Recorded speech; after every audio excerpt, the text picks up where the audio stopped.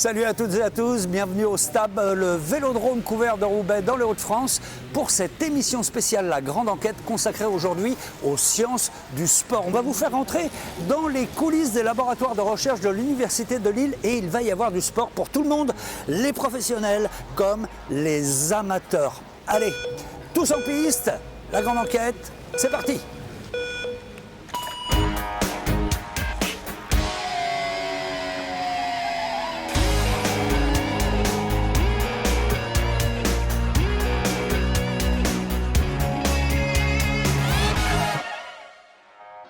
Bonsoir à toutes et à tous. Bonsoir Marine.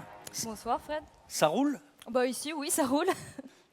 Forcément, il n'y a pas de problème. Merci énormément d'être avec nous dans ce magnifique décor du vélodrome couvert de Roubaix. Vous savez sans doute aussi qu'on l'appelle le STAB. En fait, c'est le diminutif du nom d'un célèbre coureur cycliste bien connu dans la région.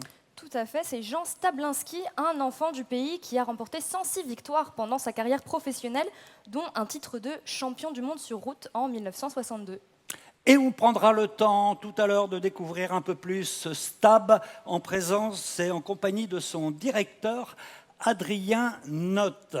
Donc dans cette émission, on va s'intéresser aujourd'hui aux sciences du sport, celles que l'on développe en particulier à l'Université de Lille. Alors attention, pas seulement les recherches qui s'intéressent aux performances sportives de haut niveau, mais bien aussi au sport amateur et de façon plus générale aux bienfaits de l'activité physique. Et puis bien sûr, comme toujours dans cette émission, on va s'appuyer sur une enquête réalisée par le laboratoire Géricault de l'Université de Lille. Oui, c'est une enquête réalisée en ligne entre le 8 et le 24 septembre 2023. Au total, il y a eu 553 participants et participantes, donc 478 réponses complètes, et on leur a posé une série de questions sur leurs pratiques sportives. Juste une petite précision, les graphiques qu'on va vous montrer n'affichent pas les personnes qui n'ont pas répondu à toutes les questions. C'est pour ça que le total n'est pas tout à fait égal à 100%. Pas toujours. Et puis une autre précision aussi, il ne s'agit pas d'une enquête représentative de l'ensemble de la population. Non, effectivement, les répondants sont principalement des étudiants et des personnels de l'Université de Lille. Donc forcément, comme on peut le voir sur ce graphique, les 18-25 ans sont surreprésentés. Et en plus de ça, il y a un certain nombre d'étudiants en STAPS. Donc des sportifs ? Oui, en sciences et techniques des activités physiques et sportives. Ça se répercute évidemment sur leurs pratiques sportives puisque presque un quart fait de la compétition ou un sport de haut niveau et 41% pratiquent de façon régulière comme loisir. Donc pour être un peu plus précis, cette enquête, c'est une photographie des pratiques sportives en milieu universitaire. Très bien, merci beaucoup Marine. On va revenir vers toi tout au long de l'émission pour observer les détails de cette enquête. Et je vous demande tout de suite d'accueillir notre premier invité, Arnaud Vaquet, de l'Université de Lille. Merci de l'applaudir et de l'encourager. Bonjour Arnaud. Prenez un micro. Bonjour Fred. Ça va bien ? Écoutez, on a passé une excellente journée. C'est vrai, une journée sportive. Une journée où on a pu justement parler des formations, des métiers, de la recherche et qui se conclut avec une émission de télé pour justement montrer que le sport peut inspirer demain. Bon alors je vous présente d'abord pour ceux qui ne vous connaissent pas dans le public. Vous êtes enseignant-chercheur dans l'unité de recherche pluridisciplinaire sport, santé, société, donc à l'Université de Lille. Et vous êtes également chargé de mission olympique et paralympique pour l'université. Ça consiste en quoi ? Alors comme tout le monde le sait, 2024 c'est l'année des Jeux Olympiques et Paralympiques et il faut connecter l'université finalement à ce grand événement. On le connecte par de la pratique, donc on développe des pratiques, on fait des événements où nos étudiants participent. On accompagne aussi les sportifs de haut niveau justement à se préparer aux Jeux Olympiques. Après aussi on fait de la recherche qui va permettre justement, et on le verra tout à l'heure avec un sujet, d'améliorer les performances. Et puis aussi finalement on se connecte à la dynamique emploi parce que finalement les Jeux Olympiques à Lille, qui est une ville olympique, eh bien, ça sera aussi des stages, des emplois et demain aussi de nouvelles formations puisqu'il y aura une vague de pratiquants de sport mais il y a aussi une vague de métiers du sport et donc il faut que l'université soit prête. Ça aussi, on va en parler justement. Votre unité, elle est pluridisciplinaire. Ça signifie qu'elle réunit des disciplines scientifiques complètement différentes et donc des métiers différents. Exactement. En fait, l'objectif finalement du sport, c'est de ne pas l'étudier simplement avec une seule science, un seul canal, mais c'est plutôt finalement de se dire qu'on va l'aborder avec les sciences de la vie, les sciences sociales, mais aussi finalement les sciences technologiques qui permettent finalement d'avoir cette approche pluridisciplinaire. Et on en a eu finalement un bon exemple, et on parlera tout à l'heure d'Xperium, qui est aussi finalement cette bonne synthèse de la pluridisciplinarité des sciences du sport. Et alors l'université, elle offre aussi un grand panel de métiers pour les jeunes, pour les étudiants. C'est assez étonnant. Enfin, moi, ça m'a étonné en préparant cette émission. Ce sont des filières qui sont extrêmement demandées, en fait, après le bac. Exactement. Post-bac, les STAPS, donc les sciences et techniques des activités physiques et sportives, c'est l'une des filières les plus demandées. Et donc, d'ailleurs, on est en train de saturer à l'entrée. Donc, il va falloir trouver aussi combien des de demandes, par exemple? Alors, sur l'université de Lille, par exemple, on a jusqu'à 7000 demandes pour avoir tout diplôme confondu, donc de la première à la 5e année. Ça veut donc dire qu'aujourd'hui, eh bien, on ne peut pas accueillir l'ensemble des demandes. Bien entendu, par contre, à l'échelle régionale, il y a 8 autres STAPS qui permettent aussi finalement de trouver finalement aussi une formation. Il y a aussi les opérateurs de formation privés. On voit bien qu'aujourd'hui, le sport, c'est un lieu de formation et de métier, et que c'est un secteur en plein développement. Le sport est grande cause nationale 2024, le président l'a annoncé, et on attend jusqu'à 100 000 emplois jusqu'à la fin du quinquennat, justement pour former les gens et travailler dans le sport. Et pour les étudiants à l'entrée de l'université, énormément de demandes. Combien de places? Alors en première année, moins de 500. On va décourager personne. Ce sont des domaines qui sont absolument passionnants et tout le monde, c'est comme dans le sport, peut avoir sa chance finalement. Alors je voudrais qu'on précise quelque chose. Dans cette émission, on va parler un petit peu du sport de haut niveau, mais ce qui nous intéresse beaucoup aussi, c'est de parler de façon générale de l'activité physique. On en manque peut-être un peu des fois d'ailleurs, non ? En effet, on voit bien qu'il y a une bombe sanitaire qui arrive, c'est la sédentarité. Il va falloir donc développer l'activité physique, et puis finalement on peut le travailler aussi en éducation physique, on peut le travailler dans le sport. Tout ça, ce sont des milieux qui sont complexes, mais en effet, il faut bouger plus. J'ai entendu le mot bombe sanitaire. Alors en effet, aujourd'hui, on voit que la sédentarité est en train de monter, donc il va falloir que finalement, grâce à nos collègues, et puis on puisse inspirer une société de demain qui bougera plus. Très bien. Marine, je me tourne vers toi. Alors, selon les résultats de l'enquête, quelles sont les raisons qui motivent finalement les personnes interrogées ou qui ont répondu à pratiquer une activité sportive? Alors, c'est avant tout le plaisir de faire du sport qui motive nos participants pour 70% d'entre eux. Juste derrière, on a sans grande surprise la santé pour 60%, puis des objectifs physiques et ensuite la sociabilité. On note quand même qu'en plus de ces facteurs évidents, un environnement visuel et sonore agréable motive aussi à faire du sport. Ça, c'est très intéressant. Justement, on va en parler tout de suite, car comment résister à la sédentarité? On en parlait avec Arnaud, qui touche de plus en plus de monde. Comment reprendre l'envie de pratiquer une activité sportive? Et si c'était en créant un environnement sensoriel, c'est-à-dire avec des couleurs, avec des sons, avec des odeurs qui donnent du plaisir pour faire une activité physique. Vous allez voir, c'est assez surprenant. Ce sont les recherches qui sont actuellement menées au laboratoire de sciences cognitives et affectives, le SCALAB, de l'Université de Lille. Regardez.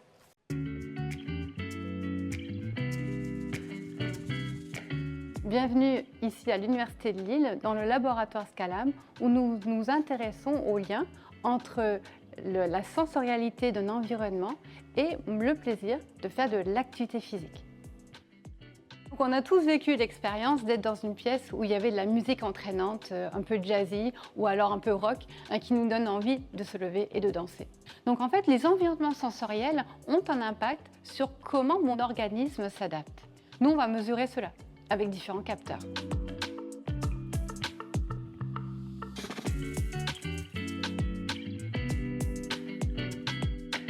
L'objectif ici du projet, c'est de comprendre comment ces environnements énergisants vont vous donner la motivation de vous mettre en mouvement, même si le matin vous êtes fatigué. Une ambiance énergisante qui va augmenter la fréquence cardiaque, ça va faciliter le passage à l'activité physique. L'enjeu derrière cette recherche, c'est la question de la sédentarité. Comment amener toute personne, même ceux qui n'aiment pas le sport, à résister à cette sédentarité. Là, tu es en train de découvrir le campus avec un certain environnement. Maintenant, on va refaire un deuxième tour de Liliane, mais tu vas remarquer que l'ambiance sonore va changer. Donc, on a développé un projet qui s'appelle Playful City. C'est un projet qui a été financé par la métropole lilloise et l'Université de Lille et le CNRS. Donc on a créé un environnement immersif où on peut manipuler les différents sens, le visuel, l'auditif, l'olfactif, et quantifier l'effet de cet environnement multisensoriel sur les participants. Nous, ce qu'on voulait, c'est de mesurer comment cet environnement, plutôt hostile, noir, gris, silencieux, ou alors plein de couleurs et de la nature, comment ça pouvait avoir un impact sur mes ressentis physiologiques, mais également psychologiques et la posture de mon corps. Donc là, on a la ceinture respiratoire qui nous permet de savoir la fréquence, mais l'amplitude également des respirations. On a les capteurs qui vont nous donner une information sur la fréquence cardiaque.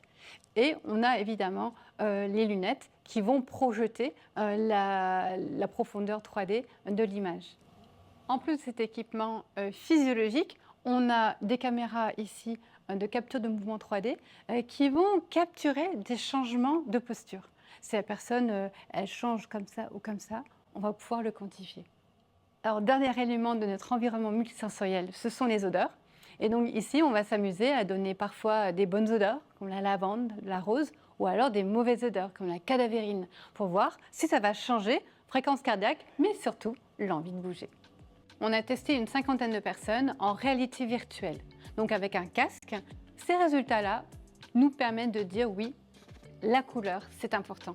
Et la présence de verdure, d'arbres, est vraiment important pour nous amener à marcher moins vite, prendre plus de plaisir et surtout libérer l'axe du regard, regarder au loin. Maintenant, l'idée, c'est de voir, maintenant qu'on n'a pas de casque et on se retrouve dans un vrai dôme, un multisensoriel, est-ce qu'on est capable de répliquer les données? L'objectif, c'est de confirmer les résultats.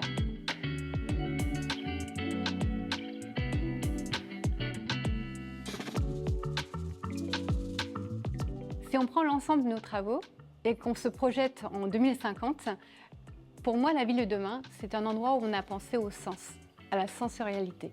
Ce serait un environnement où il y aurait de la verdure, de l'espace pour laisser partir mon regard, un espace où il n'y a pas trop de bruit, donc peut-être moins de voitures, mais un espace où finalement me déplacer en mettant de l'effort devient un vrai plaisir.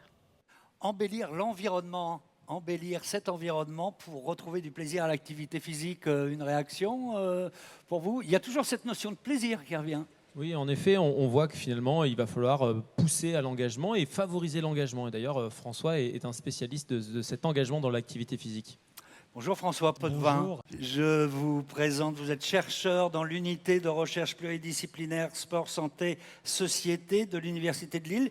Et vous travaillez notamment sur un projet de recherche, c'est pas le seul, mais un projet de recherche qui s'appelle « Faire du sport petit pour en faire toute sa vie ». On va en parler tranquillement, mais en résumé, ça veut dire que j'ai intérêt à commencer à faire du sport très jeune et ça va me suivre toute ma vie. C'est ça l'idée? Ouais, l'idée, c'est qu'il y a vraiment une tranche d'âge, une période qui est extrêmement favorable pour pouvoir éduquer à un mode de vie actif, donner ce plaisir et le faire durer le plus longtemps possible.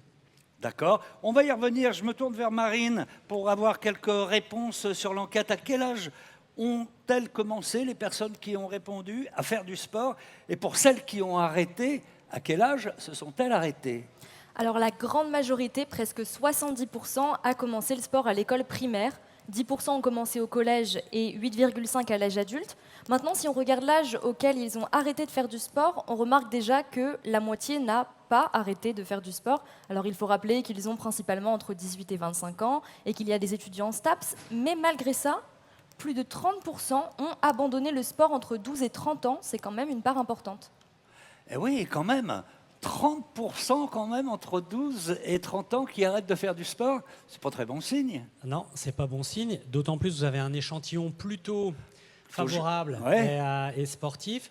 La littérature, elle est très claire. Les enfants bougent. Il n'y a pas besoin de beaucoup de les stimuler, sauf s'ils sont stimulés par autre chose, comme les écrans, par exemple, qui ont tendance à les sédentariser. Et la littérature, quand on suit les courbes d'activité physique, il y a le concept de transition de vie qui explique assez bien les décrochages. C'est-à-dire que lors des transitions de vie, c'est-à-dire quand on change de lieu de vie, de relation, de statut, quand on passe sa thèse aussi, parfois, et qu'on n'a plus le temps de faire du sport pour les étudiants. Exactement. Première transition de vie, c'est le passage de l'école primaire au collège. Okay. On prend le bus, la cour de récré n'est plus une cour d'activité physique. Il n'y a pas le petit parc à côté, on ne joue pas au loup avec les copains, etc. et les copines, donc il y a tout ça. Et la deuxième grande transition de vie, c'est lorsqu'on quitte le lycée et qu'on rentre dans la vie universitaire ou active. Et là, l'activité physique, elle chute drastiquement. Et il y a de grandes chances que ceux qui ont répondu, qui sont des universitaires, ont arrêté après le lycée. Ce qui réduit encore plus les chances de continuer à faire du sport dans l'avenir. Alors, on peut reprendre, hein, tout n'est pas déterminé à l'avance, mais il y a vraiment des transitions de vie qui peuvent nous faire arrêter longtemps. Et l'idée, c'est que si on éduquait peut-être mieux à l'activité physique et au sport, c'est-à-dire à être capable de changer son mode d'activité physique en fonction de son nouveau mode de vie, alors on pourrait certainement limiter ces risques de décrochage. Et puis, il y a peut-être un autre critère aujourd'hui qui apparaît de plus en plus sur ce problème de sédentarité. C'est le jeu qui est attractif, mais qui est devant des écrans, souvent. Ah ouais, les écrans, ça, c'est quand même quelque chose d'assez récent. Ça fait une décennie, un peu plus, où ça impacte véritablement, alors d'abord les petits, puisqu'ils sont attirés du point de vue des stimuli visuels, des couleurs. Ceux qui conçoivent les applications, les dessins animés sont extrêmement forts pour sédentariser les petits. Donc, il y a une concurrence, si vous voulez, en termes d'envie, bouger, rester, jouer à un jeu. C'est pour ça qu'il y a aussi des projets de recherche autour des écrans qui font bouger. Et là, c'est aussi une piste à ne pas négliger. On en parlera d'ailleurs en fin d'émission de l'e-sport. Alors, parlons de votre projet de recherche qui s'intitule, je le rappelle, « Faire du sport petit pour en faire toute sa vie ». C'est un projet qui s'appuie sur le concept de littératie physique. C'est un mot un petit peu savant. Est-ce que vous pouvez nous expliquer simplement ce qu'est la littératie physique? Oui, en fait, c'est le fait d'être lettré, d'être éduqué, alphabétisé, pour faire de l'activité physique. Donc, autrement dit, on aurait tous un niveau d'éducation pour faire de l'activité physique, et il serait composé à la fois de notre répertoire moteur, mais aussi du plaisir que l'on prend à bouger, de la confiance que l'on a, et de notre capacité aussi à bouger soit devant les autres, soit avec les autres. Donc, c'est un subtil mélange. Et ça reflèterait un niveau d'éducation pour être actif. Alors, les recherches qui sont menées montrent que l'engagement des jeunes dans la pratique durable, on va dire, est conditionné par plusieurs éléments. Alors, dedans, il y a un répertoire moteur varié, c'est ça? C'est quoi? En fait, pour pouvoir faire du vélo, là, autour, il faut savoir rouler à vélo, sinon on ne peut pas en profiter. Il faut en gros avoir une motricité qui nous permet de nous déplacer de différentes façons. Il faut une motricité qui permet de garder l'équilibre dans ces déplacements. Et il nous faut une motricité aussi qui nous permette de manipuler des objets, des ballons, des raquettes, etc. Et en combinant ces trois familles d'habiletés, on a l'équipement moteur nécessaire, même si on n'est pas en grande forme. Mais on a l'équipement moteur pour pouvoir jouer avec d'autres ou tout seul et de profiter des environnements. Donc c'est ça, avoir un répertoire moteur varié, mais surtout équilibré. D'accord. Bon, après, il faut avoir une condition physique, quand même. Oui. Ça, c'est une chose. Et puis, il faut avoir un rapport positif avec la pratique d'une activité physique. Ça veut dire quoi aussi? Avoir un rapport positif, c'est d'abord quand vous pensez à un sport que vous aimez bien, qu'est-ce que vous aimez, vous? Plein de sports. Regardez, j'aime bien le vélo déjà. Vous aimez le vélo, mais quand vous regardez le vélo, mais quand vous imaginez sur votre vélo, automatiquement, c'est des images positives. Souvent, il fait beau. Souvent, on a une sensation de vitesse, on a une sensation de fatigue. Alors, si vous aimez vraiment puiser dans vos réserves, vous avez un souvenir d'en haut d'un col, vous êtes épuisé, mais c'est un bonheur immense. Vous avez un souvenir de quelque chose de doux et qui a duré. C'est-à-dire, c'est avoir un lien avec l'activité physique positive, dans le sens où les expériences vécues sont beaucoup plus positives que négatives. Vous avez de la conscience, votre estime de vous-même n'est pas mise en jeu. Et c'est ce rapport-là qu'il faut essayer de créer. Et une fois qu'il est créé, l'idée, c'est de l'entretenir pour pouvoir faire du sport toute la vie. D'accord. Alors, vous l'expérimentez. On va en voir quelques images, d'ailleurs. J'ai expérimentation, quand même, sur un groupe de 35 élèves, c'est ça? Alors là, on a mené un projet dans un club omnisport qui s'appelle le LUC, le Lille Université Club. Et donc, en partant de ce concept-là, il existe des outils de mesure de littératie physique. Donc, on essaye de repérer des niveaux de littératie physique et on essaye d'identifier s'il y a des dimensions dans la littératie physique. Je vous ai parlé de la motricité, mais la confiance, le plaisir, les relations sociales avec d'autres, la gestion des émotions. On essaie d'identifier si dans le groupe, il n'y a pas une petite défaillance qui pourrait faire s'effondrer l'ensemble. Et donc, avec les éducateurs sportifs, on travaille avec eux pour faire vivre aux enfants des expériences qui vont les faire grandir dans leur dimension qui est un peu plus faible, entre guillemets, que d'autres. Et on tâtonne, on fait de la recherche, on tente des choses. Est-ce qu'on va trouver des choses invariantes qui fonctionnent tout le temps ? Ou est-ce qu'on va trouver des solutions qui sont tout à fait adaptées à des typologies d'enfants ? Mais la recherche, c'est ça, c'est un concept, des protocoles, et avec les résultats, on essaie de progresser. Arnaud ? Oui, c'est vraiment là aussi où on voit finalement comment on va éduquer cette génération 2024. On en parle, mais finalement comment l'université est citoyenne. On travaille pour le citoyen. Ici, c'est un citoyen qui est jeune, qui peut-être demain sera à l'université, mais en tout cas qui est sur le territoire, qui est sur la cité. Et donc, on l'éduque aussi finalement pour sa vie future d'adulte. D'accord. Ils ont entre 6 et 12 ans. Vous les suivez pendant 2 ans. Oui, vous leur faites faire quoi concrètement ? Donc, en gros, on leur fait passer des tests. En début d'année, en fin d'année, on voit ce qui a progressé. On essaye de le mettre en relation avec le travail qu'on a mené avec les éducateurs. On les suit aussi. Alors, chaque année, on choisit la même saison, parce qu'il y a un effet saison. Par exemple, en ce moment, il ne fait pas très beau. Ouais. Si je compare votre activité physique maintenant et au beau jour, vous êtes la même personne, mais pourtant, ça ne sera pas la même activité physique. Sauf si on fait du cyclisme sur piste couverte. Exactement, si on s'est roulé à vélo, parce qu'on sait gérer son équilibre, son déplacement. Ouais. Okay. Et donc, on les suit en termes d'activité physique sur une semaine. Donc, ils portent un capteur d'actimétrie, un accéléromètre, comme ça. D'accord. Donc, on leur dit que c'est une ceinture magique et qu'il faut l'enlever que lorsque l'on dort. Mais ils peuvent même le garder en dormant pour mesurer la qualité du sommeil. Ils ont un petit carnet de bord. Alors, c'est avec les parents à cet âge-là. On travaille avec des collégiens aussi, des lycéens sur cette thématique-là. Et puis, on essaye de voir comment évolue l'activité physique à différents âges de la vie. D'accord, mais pour aller jusqu'au bout de l'enquête, en fait, il faudrait que vous les suiviez quand ils auront 40 ans, ou 50 ans, ou 60 ans. Il y a des enquêtes finlandaises, le suivi dure 35 ans. C'est-à-dire que le chercheur prend la retraite, il donne le bâton de relais à celui qui le remplace. Et de cette manière, on peut identifier des facteurs jeunes qui permettent de prédire l'avenir. C'est-à-dire 30 ans plus tard, qui est encore actif par rapport à la génération, enfin lorsqu'ils étaient petits. Mais on se situe à un problème générationnel. Les jeunes d'il y a 30 ans ne consomment plus du tout de la même façon l'activité physique. Donc ça donne des pistes, mais ça ne donne pas la solution, puisque la manière de consommer de l'activité physique aujourd'hui n'est pas la même qu'il y a 30 ans. D'accord. Mais vous, depuis le début de votre étude, est-ce que vous avez déjà des résultats ?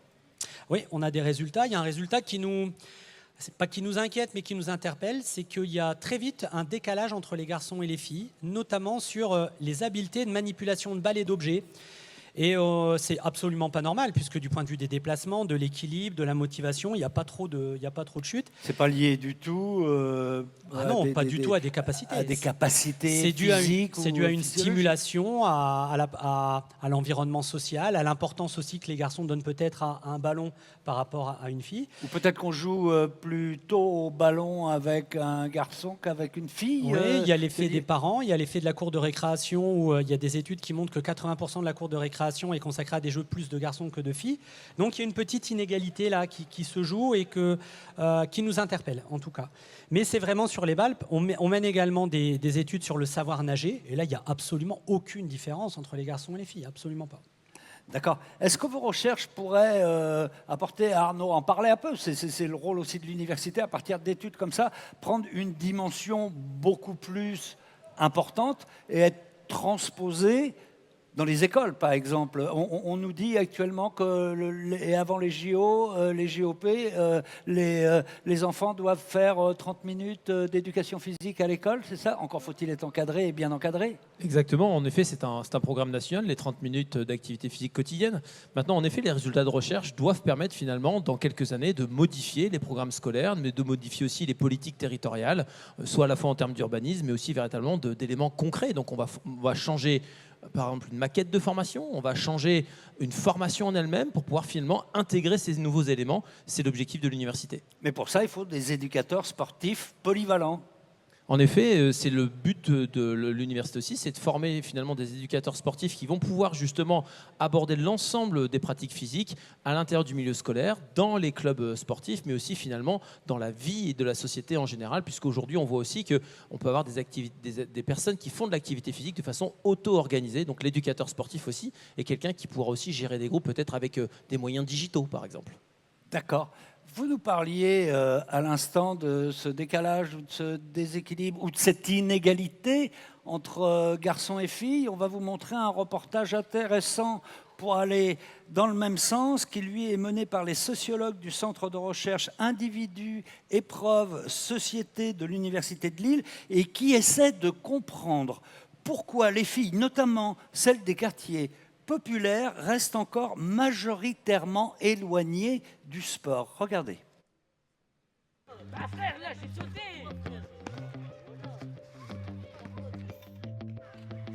Vous voulez que je joue avec vous, quoi? C'est vrai? Je vous regarde d'abord. Nous sommes dans un des city-stades autour de Lille. Le but ici, en fait, c'est d'essayer de voir qui est là. Est-ce que ce sont des jeunes, des plus moins jeunes, des filles, des garçons? Pour moi, ce qui m'intéresse vraiment, c'est de voir qui vient pratiquer et pourquoi. Quand je vois qu'il n'y a pas de filles, je me dis mais pourquoi en fait? C'est ça ma question. Faut demander aux filles, t'as raison. Et vous n'avez pas d'idée. Quand on arrive en fait sur le lieu du City Stade, la première chose qui est marquante, c'est qu'il n'y a pas de filles dans le lieu de pratique. Ce ne sont que des garçons plutôt jeunes, mais les filles sont totalement absentes. Donc ça questionne en fait pourquoi est-ce que les filles ne sont pas présentes dans ce lieu. En fait, on a à peu près entre 30 et 32% de jeunes filles des quartiers populaires urbains qui disent avoir pratiqué du sport dans l'année.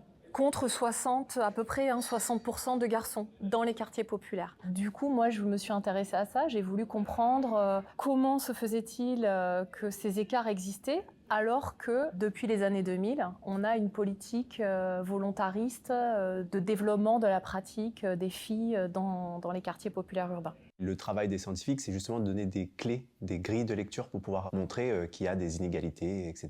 Le fait qu'on a appris aux jeunes filles à ne pas trop prendre de l'espace, à plutôt être réservées, à ne pas monopoliser en fait l'espace, eh bien, cela fait qu'en fait, elles vont moins occuper l'espace public, par exemple. Alors que les garçons, très jeunes, on leur apprend justement à manipuler les objets, à aller conquérir leur environnement, à se déplacer, etc.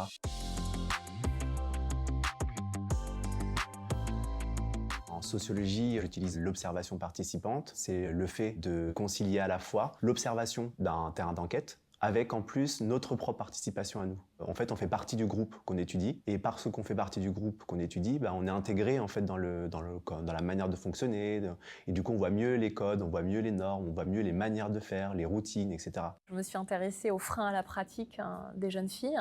Le rôle de l'entraîneur est fondamental. Entraîneur, professeur de PS, animateur socioculturel, qui ce sont des gens formés aux questions de genre et aussi aux sociabilités juvéniles dans les quartiers populaires. C'est deux éléments importants. Ça peut favoriser la pratique sportive des jeunes et inversement, totalement la limiter. Si on ne comprend pas les codes de sociabilité entre jeunes, si on ne comprend pas non plus les enjeux liés à la masculinité, à la féminité dans ces quartiers-là. Fort 3 points. Ouais, en dribble. C'est pas mal aussi les 3 points. Ouais. Lorenz, lui, il a 14 ans, il fait 18 ans. On se rend compte que les filles qui restent aussi, c'est celles qui ont un intérêt à rester. Alors, parce qu'elles ont construit un plaisir. Alors, bien sûr, le plaisir aussi se construit parce qu'on est en réussite, mais c'est aussi parce qu'on est valorisé dans sa famille, par l'entraîneur. Ça participe aussi à l'intérêt de faire du sport et de s'engager dans la pratique sportive. On va dans la bonne direction dans le sens où, ce qui est sûr, c'est que vraiment depuis plusieurs décennies, les politiques se sont emparées de la question et ont conscience du problème. Et on peut imaginer aussi qu'on est dans une dynamique de l'égalité homme-femme qui va progressivement aussi peut-être aller vers moins de stéréotypes liés au corps, aux performances, voilà. Messieurs, au-delà de ce reportage, est-ce qu'il y a des freins aujourd'hui à la pratique du sport pour les filles ? François ? Oui, puisque les modèles qui expliquent l'activité physique en général montrent que ça dépend de facteurs individuels, qu'on en a parlé juste avant, ça dépend des environnements physiques auxquels on a accès, ça dépend aux environnements sociaux et d'un climat global. Donc ici, on est dans un quartier, vous voyez, c'est plutôt des sports de garçons au départ quand même, oui. Ils sont assez genrés, même si on ne devrait plus pouvoir dire ça en 2023, un sport de garçon, un sport de fille, mais il y a quand même une connotation genrée derrière. Et puis, quand il n'y a que des garçons, vous êtes une fille, vous y allez moins que si c'était déjà plus mixte. Donc, dès le départ, il y a des freins sociaux, il y a des freins spatiaux. Et puis, bien entendu, le fait, comme je vous l'ai dit, si on manipule pas bien une balle, pourquoi on irait jouer et se mettre en difficulté? Donc voilà, tout ça, ça peut correspondre à un ensemble de freins. Arnaud? Les plans de féminisation sont encore justement d'actualité à l'intérieur du monde sportif, c'est nécessaire. Les Jeux Olympiques se veulent justement pour la première fois égalitaires à Paris 2024, mais il y a quand même dans la réalité du sport d'entrée dans la pratique sportive et dans le sport finalement qu'on retrouve chez les enfants, encore des inégalités finalement qu'il va falloir travailler avec les collègues. Bonjour Elsa Eman. Bonjour Fred. Vous allez bien? Très bien, merci. Merci d'être avec nous. Alors, vous êtes chercheuse en physiologie du sport au laboratoire UREPS, aussi de l'Université de Lille. On va parler de diabète et de sport. Mais comme vous êtes la seule femme à côté de deux hommes là, qui ont réagi aux discriminations qu'il pouvait y avoir dans le sport, vous, non, jamais ressenti? Non. Après, il y a ce que je disais, il y a des discriminations dans l'autre sens. Parfois, par exemple, dans les collèges, il y a des actions organisées pour les filles avec leur maman, mais pas pour les fils avec leur maman. Donc moi, j'aurais bien aimé aller courir, mais j'ai pas pu. Ah, voilà. C'est vrai. Et votre sport, c'est l'alpinisme? Oui, alors c'est l'escalade, parce que l'alpinisme, ça me fait un peu peur. Ah bon? L'alpinisme, il y a du risque réel, alors qu'en escalade, il y a du risque perçu.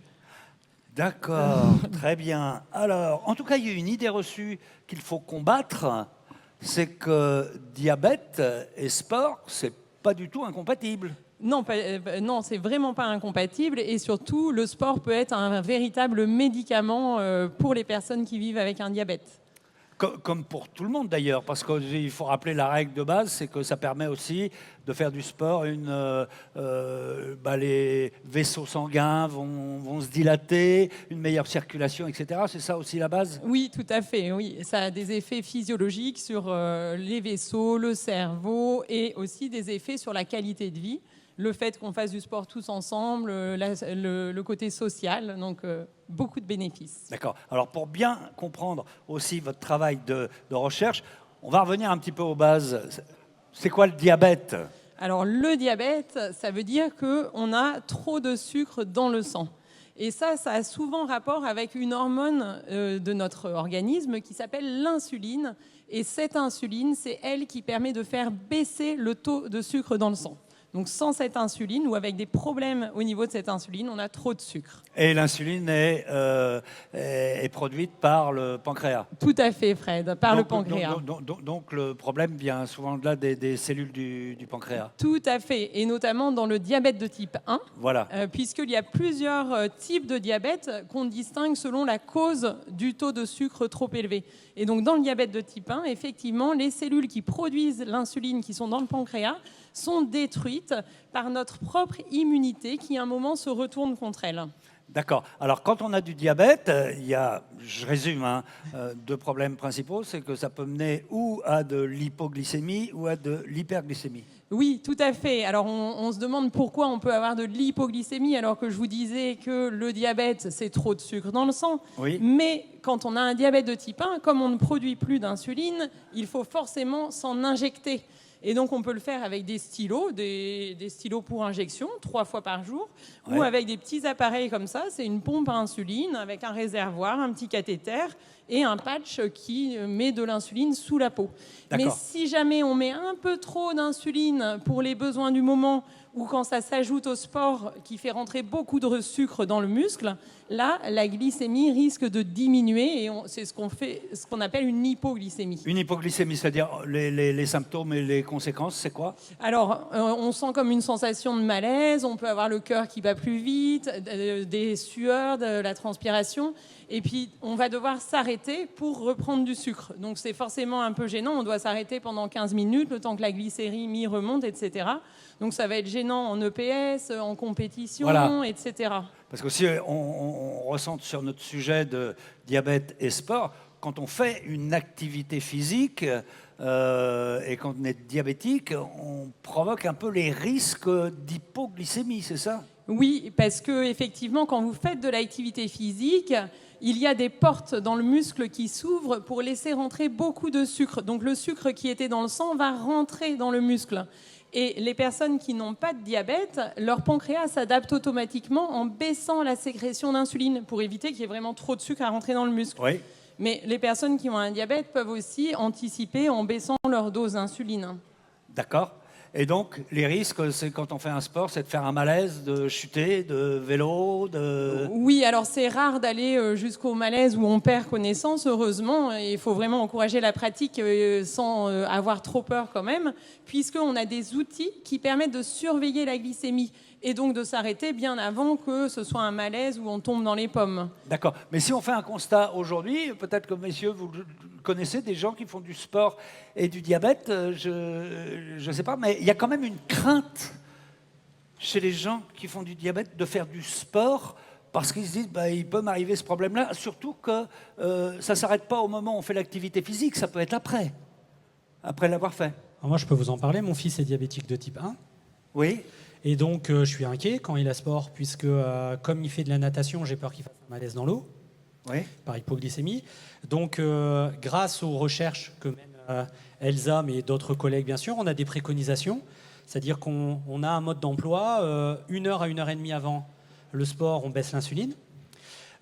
Juste avant de rentrer dans l'eau, on le scanne avec un petit scanner. Voilà. Ouais. Et puis, s'il dépasse un certain seuil, on sait que le risque est extrêmement faible. Et puis, on a toujours un œil quand même. Donc, oui, il a quel âge? Il a 9 ans. Il a 9 ans, ouais. Mais il fait du sport. Ah oui. Sans problème. Et lui est habitué, il n'a pas de... Lui, comme ça a été diagnostiqué assez tôt, il s'est habitué à ça. Mais l'idée, c'est que moi, je souhaite que le sport fasse partie de son mode de vie. Évidemment, je ne peux pas être incohérent avec ce qui a été dit.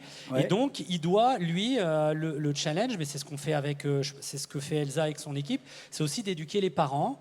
Pour que l'enfant soit éduqué, il doit avoir des connaissances supplémentaires qu'un individu lambda pour pouvoir faire du sport toute la vie, mais il dispose de connaissances supplémentaires adaptées à son propre diabète. Donc, on pourrait dire qu'il l'est très physiquement parce qu'il a des connaissances qui lui correspondent. Ouais. D'où l'intérêt d'intégrer tous ces contenus dans des formations qui vont préparer les éducateurs sportifs, puisque au-delà finalement des parents et de l'athlète, il y a aussi finalement le regard de l'entraîneur. Et donc il va falloir que finalement nous, avec nos collaborateurs qui sont à l'université, mais aussi dans le mouvement sportif, eh bien, on puisse justement faire ces formations qui prendront en effet peut-être la place à l'intérieur des cursus STAPS, mais aussi qui pourront être en ligne ou directement à l'intérieur justement des diplômes fédéraux.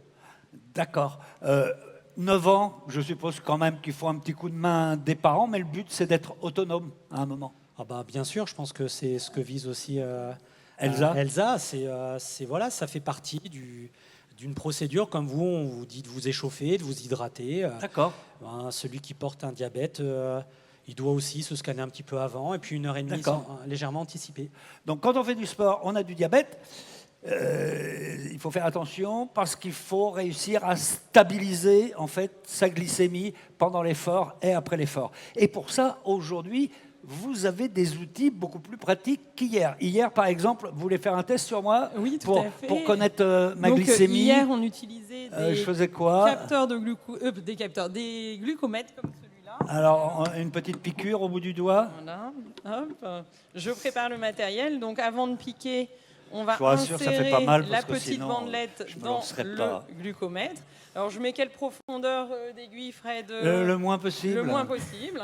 Merci. Voilà. Alors, on va éviter donc la pince et donc je peux piquer. Oui, on y va, oui. Bon, sans rien. Ça va. Ouais, donc voilà, vous avez une belle goutte de sang. Voilà. Donc je viens placer la bandelette sur la goutte de sang. C'est là que j'apprends que je fais du diabète. Voilà, ça c'est le stress. Et donc, Fred va pouvoir nous lire sa glycémie. On va le montrer. Je vois rien. Alors, je ne sais pas si on le voit bien. C'est quoi? Alors, c'est 163 mg par décilitre. Alors, c'est un peu élevé. Mais il faut savoir que Fred ne s'est pas lavé les mains. Et juste avant, je l'ai vu, il a pris plusieurs pâtisseries au petit pot en haut. Exactement. Et donc, c'est possible que vous ayez du sucre sur les doigts. Je vais reprendre un petit peu de gâteau encore. On recontrôlera ça après. On va recontrôler après. Vous êtes lavé les mains. D'accord, ça marche. Donc ça, c'était l'ancienne méthode.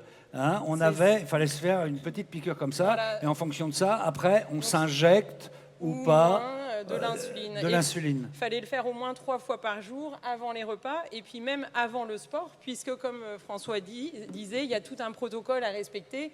On ne fait pas le sport quand la glycémie est trop basse. D'abord, on reprend une petite collation. C'est ça. Donc c'était très contraignant parce que ça fait quand même un petit peu mal, Fred. Oh, ça va. Ça va.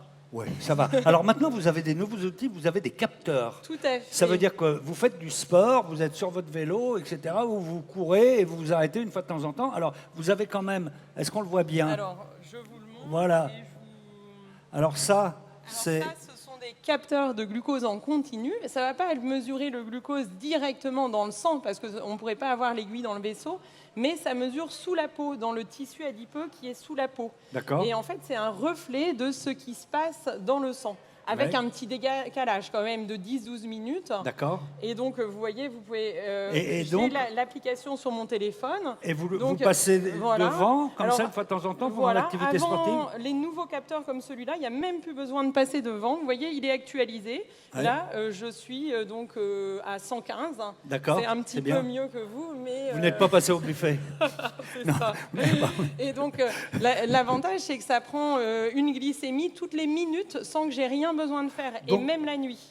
Ah, vous contrôlez tout le temps. C'est Et ça. ça, vous le gardez longtemps ou pas? Et vous ça, on le met une fois pour 14 jours. Donc, ça fait un seul pic pour 14 jours. Et D'accord. c'est étanche, ça va sous l'eau, etc. Donc, je peux faire de la natation. Donc, contrôle de la glycémie permanent. Tout à fait. Donc, pas de mauvaise surprise. Et s'il y a des variations, merci beaucoup François d'être assistant. Et s'il y a des variations, aujourd'hui, vous nous l'avez montré tout à l'heure, il y a des pompes à insuline. Voilà. Avant, il fallait se faire une piquure 3-4 fois par Oui, jour. voilà. Alors, il y a encore le système des piqûres parce que certaines personnes préfèrent quand même les piqûres, Ouais. notamment pour pas avoir tout ce système sur soi. Alors, on a Parce que quoi? c'est quand On met même- quoi où? Alors voilà, on a le réservoir ici avec l'insuline dedans qu'on peut mettre dans sa poche, par Ok. exemple, le petit cathéter pour amener l'insuline, et c'est Ouais. ce petit patch qu'on voit ici. Là, c'est autre chose. Hein. Ouais. Ce patch-là qu'on met dans la peau pour 3 jours cette fois. Donc ça fait une D'accord. piqûre pour 3 jours. D'accord. Et ça régule automatiquement. Alors maintenant, il y a des systèmes qui régulent automatiquement, qui connectent la pompe à insuline avec le capteur de glucose que je vous ai montré ici. Oui. C'est ce qu'ils appellent des pancréas artificiels. En fait, il y a un algorithme dans le téléphone ou dans D'accord. un lecteur qui, selon les valeurs de glycémie, automatiquement vont corriger l'injection d'insuline. D'accord. Sans que la personne n'ait rien à faire, en fait. D'accord. Ça facilite énormément l'activité sportive.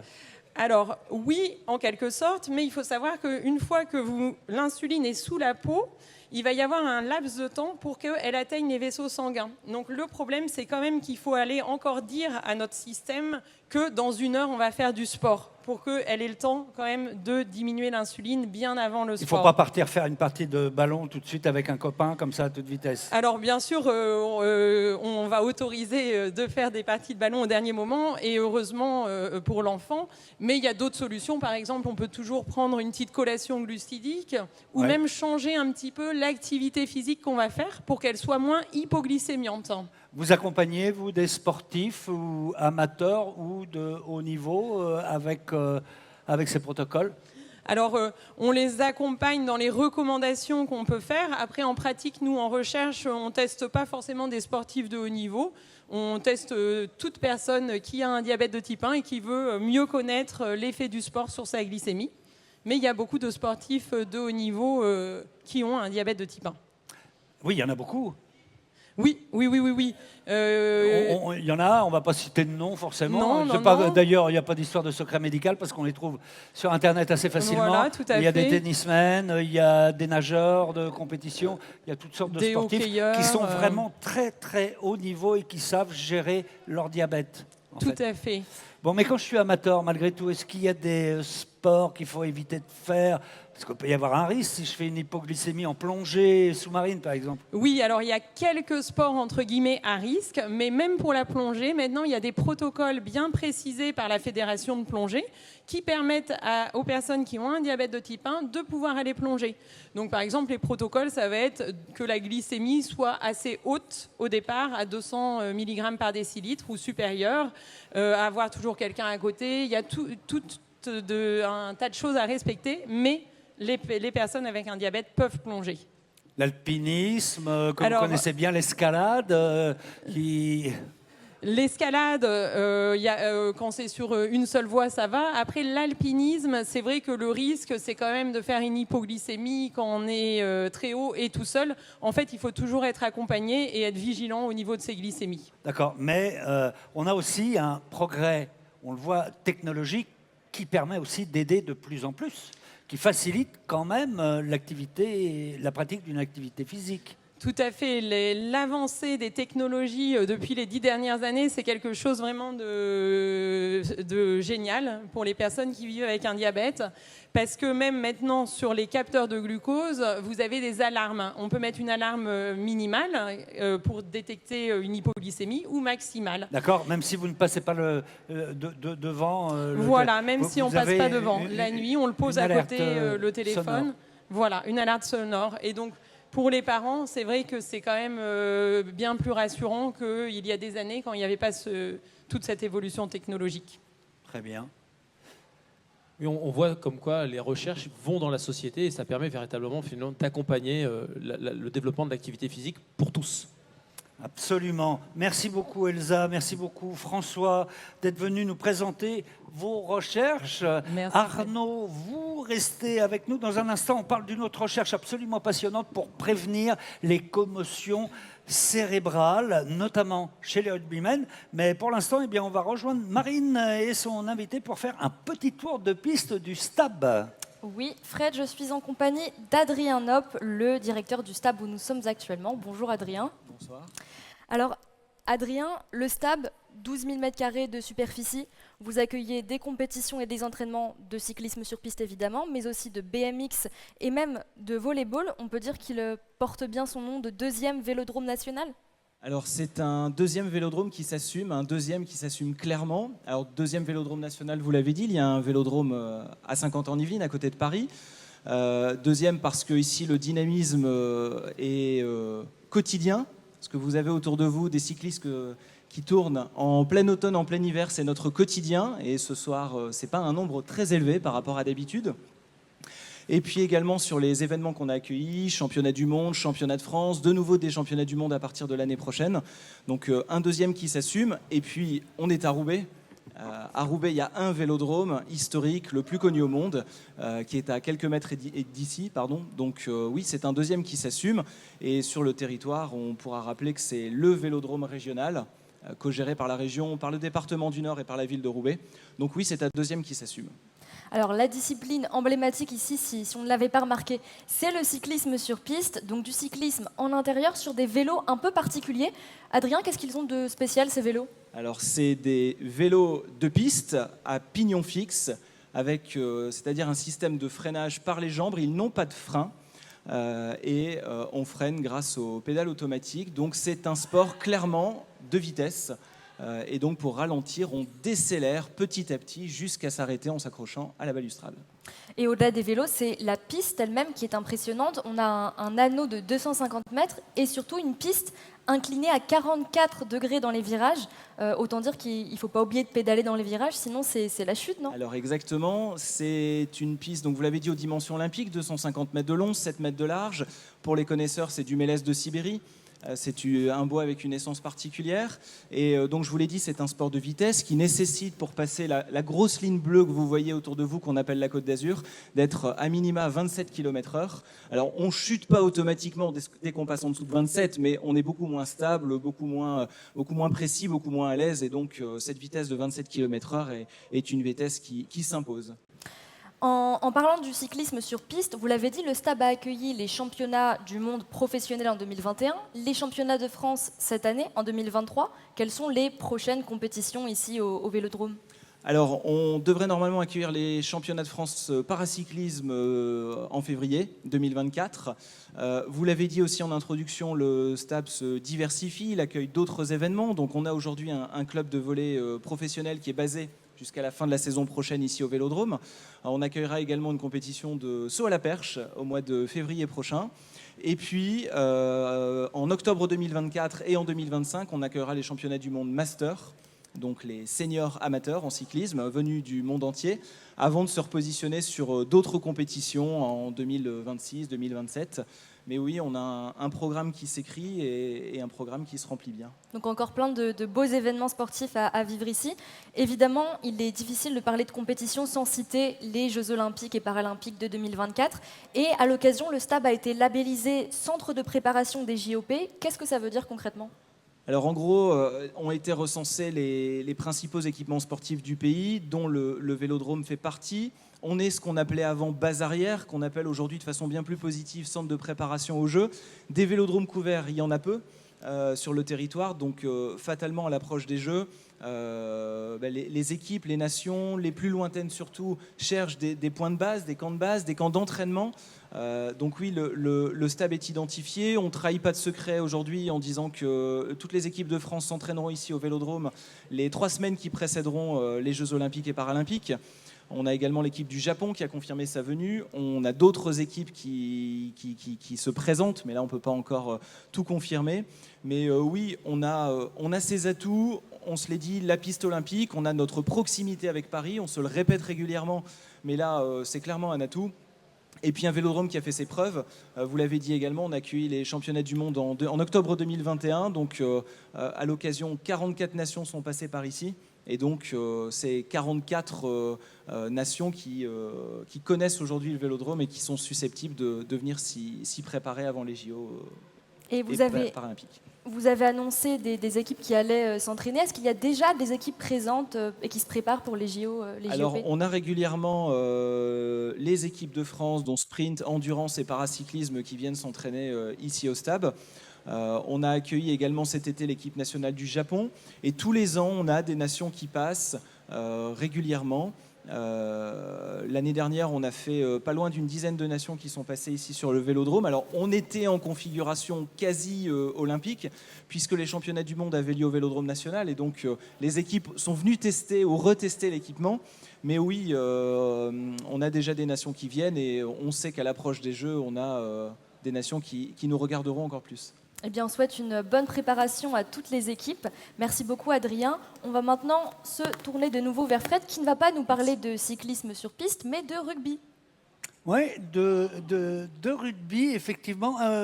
C'est assez impressionnant quand même. Merci beaucoup de recevoir cette émission, parce que déjà à la télévision, c'est un sport qui est assez impressionnant à voir, mais quand on est au milieu comme ça de l'anneau, c'est encore plus impressionnant. Arnaud, vous avez essayé, vous ? Oui, on est coutumier du fait, on vient faire des baptêmes, et c'est vrai que nos étudiants apprécient cette sensation de vitesse. En effet, ils ont les moyens physiques pour pouvoir justement aller à certaines vitesses, et donc vraiment c'est très impressionnant puisqu'on va très vite et on est vraiment emporté par la piste. C'est à essayer. Oui, moi j'aimerais bien essayer, mais on essaiera après l'émission quand même, parce que... on verra. Mais ce qui est effectivement très impressionnant, alors on sait que tout le monde peut faire son baptême. En revanche, quand vous regardez les virages, quand vous regardez la vitesse à laquelle ça va quand même, ça a un petit côté, je dirais pas sport extrême, mais ça a un petit côté non, Adrien me dit non. Alors non, je confirme, c'est effectivement un sport de vitesse. De fortes sensations. Alors de fortes sensations. Quand on rentre dans un vélodrome, quel qu'il soit, on a un effet waouh, parce que la piste est grande, la piste est impressionnante. Mais le STAB accueille chaque année plus de 2500 baptêmes. Ouais. Donc c'est ouvert à tout public. Il y a 2 conditions. Il faut faire 1m30, 1m35. Et puis, il faut savoir rouler à 2 roues. Ça va mieux en le disant. Mais oui, c'est accessible à tout le monde. On accueille toutes conditions physiques, tout âge. Donc, le prochain, c'est vous, Fred ? Ouais, on va voir ça juste après. Peut-être. Merci beaucoup, en tout cas, d'accueillir l'émission. Bonjour, Christine Moroni et Joris Vincent. Bonjour, Fred. Ça va, Bonjour, vous allez Fred. bien ? Vous avez essayé, vous avez envie d'essayer ? Moi non, mais je pense que Joris a essayé. Vous avez essayé ? J'ai fait mon baptême aussi, oui. Et alors ? Belle sensation de vitesse et de prise de risque, c'est à tenter. D'accord. Alors, je vous présente Christine Moroni. Vous êtes professeure et neuropsychologue au laboratoire Psytech. C'est le laboratoire psychologie, interaction, temps, émotion, cognition. Et Joris Vincent, vous êtes maître de conférence STAPS au laboratoire à l'unité de recherche pluridisciplinaire sport, santé, société. Et vous travaillez tous les deux sur un projet de recherche qui est vraiment passionnant sur la prévention des commotions cérébrales chez les sportifs et en particulier chez les rugbymen. On va en parler ensemble, mais on va aller jeter un petit coup d'œil à notre sondage parce que j'aimerais bien savoir, Marine, ce que nous disent les personnes interrogées sur les éventuels accidents ou blessures de sport qu'elles auraient pu avoir. Alors déjà, elles nous apprennent que les blessures sont un phénomène très courant, puisque presque 72% des répondants se sont déjà blessés en faisant du sport. Alors rassurez-vous, la plupart des blessures sont mineures, seuls 11% des participants se sont gravement blessés, mais ce qu'on comprend, c'est qu'il faut quand même faire preuve de vigilance. Oui, merci pour ce petit point. Pour bien comprendre, c'est quoi une commotion cérébrale? Je vais vous tenir votre micro. Vous nous avez amené... Oscar. Oscar, normal. Alors, montrez-nous ce qu'est une commotion cérébrale. Alors oui, je vous ai amené Oscar, ou plus exactement, je vous ai amené la tête d'Oscar. Et sur cette tête, vous voyez une masse qui est l'os, qui est notre boîte crânienne. Et si nous décaletons la boîte crânienne, dedans, on va trouver notre cerveau. Et vous voyez, là, je bouge quasiment pas. On va l'orienter un petit peu pour la caméra, comme ça, voilà. Je bouge quasiment pas mes mains. La boîte crânienne ne bouge pas, mais vous voyez que le cerveau, dedans, il bouge. On dirait qu'il est monté sur des ressorts. Ouais, un petit peu. Ouais. Et bien, une commotion cérébrale, qu'est-ce qui se passe? Ou quand l'observe-t-on? On l'observe lorsque nous avons une différence de déplacement entre la boîte crânienne et notre cerveau. Notre cerveau, qui est plus léger que notre boîte crânienne, va venir s'écraser. Oui, taper. Et on va de ce fait observer une blessure à notre cerveau. Un petit peu comme quand on est dans une voiture, on a un coup de frein et on est projeté. C'est ce qu'on appelle le coup du lapin, et le coup du lapin peut donner des commotions cérébrales également. C'est ce qu'on va appeler dans notre jargon médical un traumatisme crânien léger, un TCC léger. D'accord, donc c'est le cerveau qui va heurter la boîte crânienne. Oui. Et il n'y a pas d'airbag. Alors si, là on a notre mannequin, et sur notre mannequin ici, il manque un élément qui est le liquide céphalorachidien qui entoure notre cerveau et qui, oui, peut servir un petit peu d'amortisseur dans la vraie vie, dans la vraie boîte crânienne d'un individu. Mais ça ne suffit pas pour empêcher cette blessure du cerveau par l'impact. D'accord. Alors, on parle des commotions cérébrales dans certains sports. On pense à la boxe, bien sûr, on pense au rugby, on pense au football. Il y en a peut-être d'autres, mais on se dit, bon, bah, il y a une solution, c'est de porter un casque. Mais non, un casque, ça ne sert pas à grand-chose, en fait. Alors, le casque, c'est pas qu'il ne sert pas à grand-chose. Le casque, il va servir à protéger la boîte crânienne. La boîte crânienne. Il va servir à protéger l'extérieur. Ouais. Sauf que... et à amortir un tout petit peu le choc. Mais en fonction de la vélocité du choc, le cerveau, malgré le casque, peut quand même venir heurter la boîte crânienne. D'accord, très bien. C'est quoi les symptômes d'une commotion cérébrale? On s'en aperçoit comment, si on s'en aperçoit? Alors, notre cerveau, il nous sert à beaucoup de choses. Le cerveau, il va nous servir à nous déplacer, donc c'est ce qu'on va appeler la motricité. Il nous sert aussi à sentir, il nous sert aussi à savoir que là, nous faisons une caresse. Il sert aussi à tout ce qui est cognition, donc il va servir à la mémoire, au langage, à l'attention, à la vitesse de traitement, à planifier ce qu'on va dire après, ce que je suis en train de faire en direct là. Et lorsqu'on a une commotion, toutes ces capacités vont être affectées. Et on peut avoir une intolérance au bruit, on peut être nauséeux, une intolérance à la lumière, une intolérance au flash qu'on a en face de nous. On peut avoir des difficultés pour trouver ses mots, pour se rappeler. On peut avoir des pertes d'orientation. On peut avoir des pertes d'orientation. Je suis sur un terrain de foot ou de rugby, j'ai une commotion. Tiens, d'un seul coup, je ne sais plus vers quel but je dois tirer. Ouais, c'est un petit peu gênant. Ça peut être gênant. On va avoir aussi ce brouillard cognitif avec des difficultés de vitesse de réflexion. On va être un petit peu dans un brouillard cognitif, oui. D'accord. Mais pendant longtemps, alors, il y avait la fameuse éponge magique, Joyce Vincent. C'est-à-dire que on arrivait, un joueur, un rugbyman par exemple, faisait une commotion cérébrale, il n'était pas très bien, on lui mettait un petit coup d'éponge humide dans la nuque, sur le front, je ne sais pas, et puis hop, repart sur le terrain, c'était ça?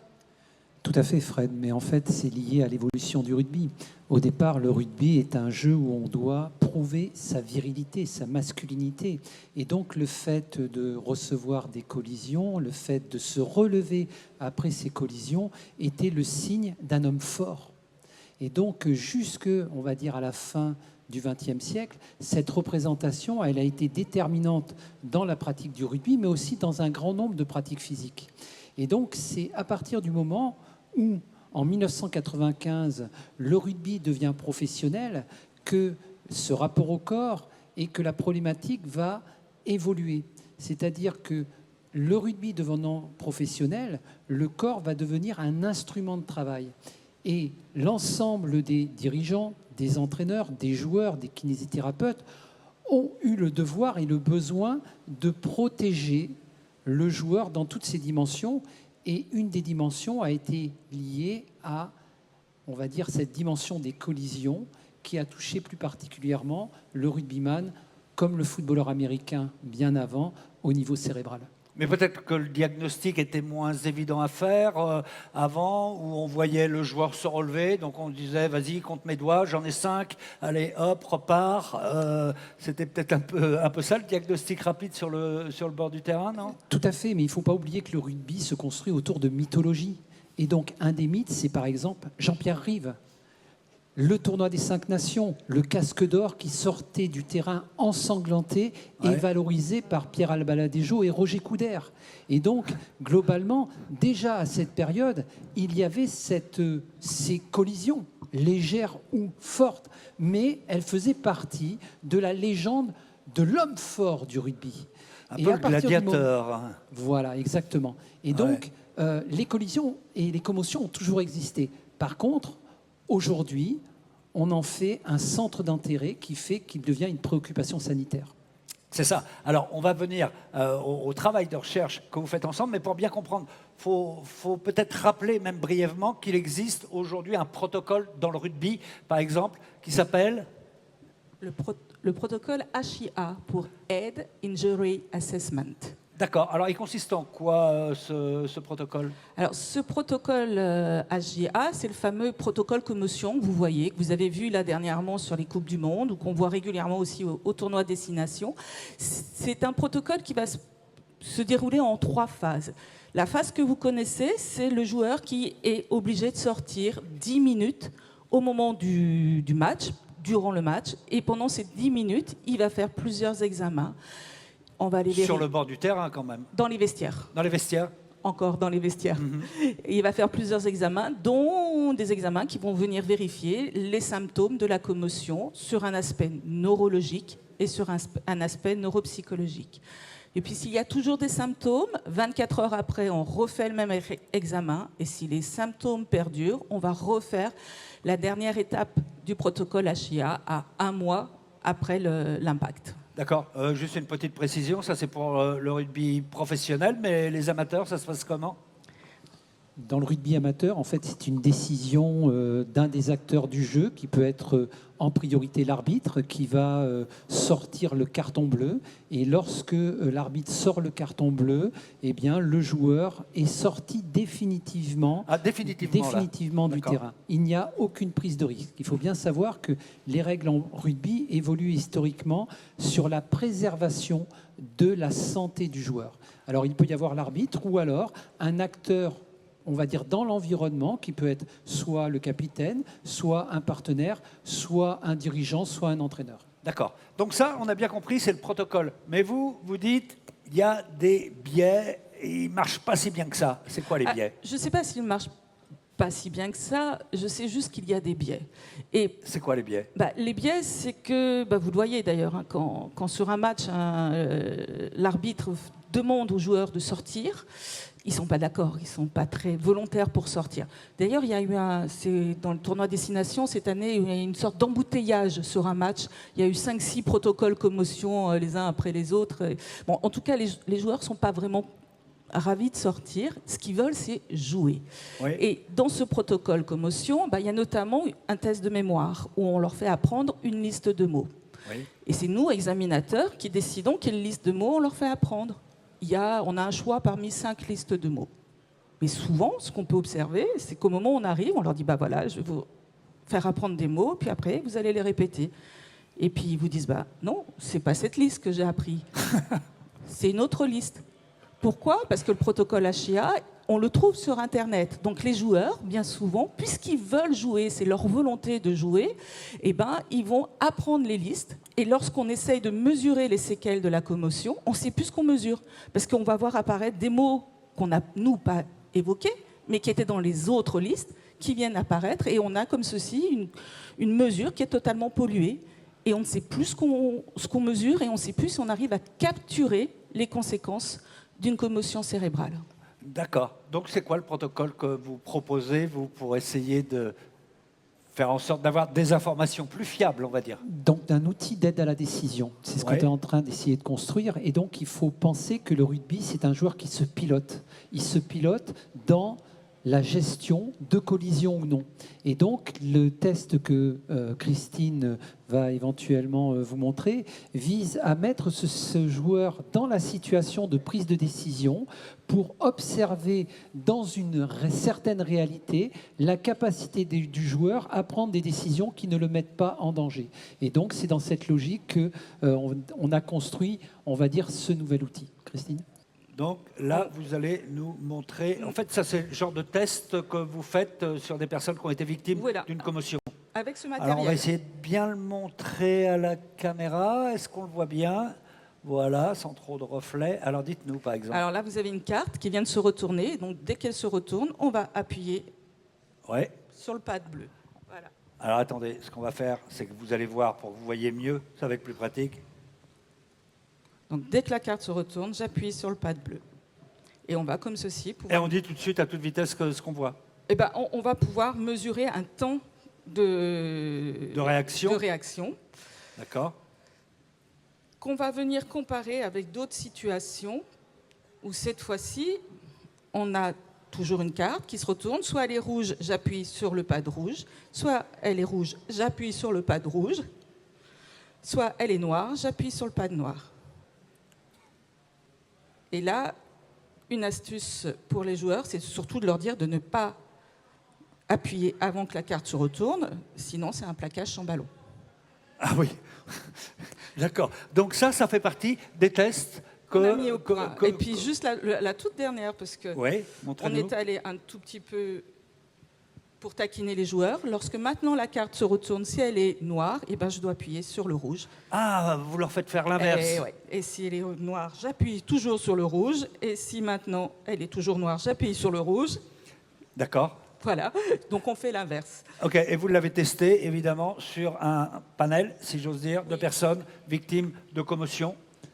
Tout à fait. Et en fait, on travaille, on va dire, aussi dans une politique qui est mise en place par l'Université de Lille, le pôle d'excellence des pratiques sportives. Et dans ce pôle d'excellence des pratiques sportives, on construit des partenariats avec des clubs de haut niveau.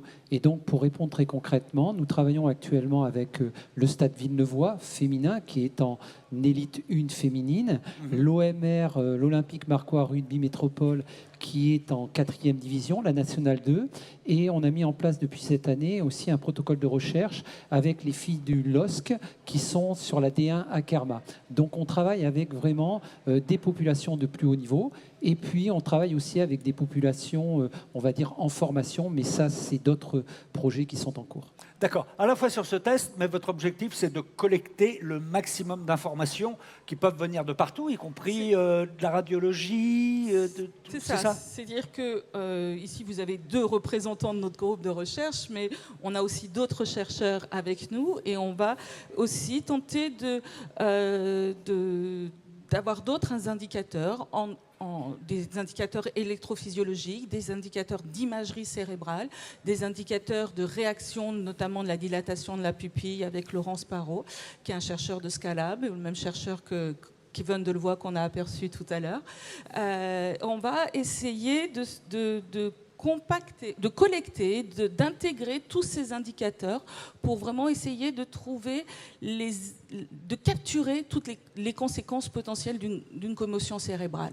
Notre but, c'est vraiment de pouvoir faire une photographie du joueur qui s'est blessé pour lui permettre de revenir au jeu dans les meilleures conditions.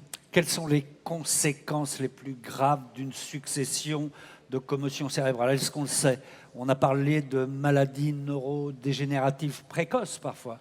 Alors, avant de laisser la parole à Christine, donc il y a la volonté d'une part de permettre aux joueurs de retourner à la compétition, mais aussi une volonté de mesurer l'aspect cumulatif de ces différentes collisions. C'est-à-dire qu'on est à la fois sur le court terme et le moyen et le long terme.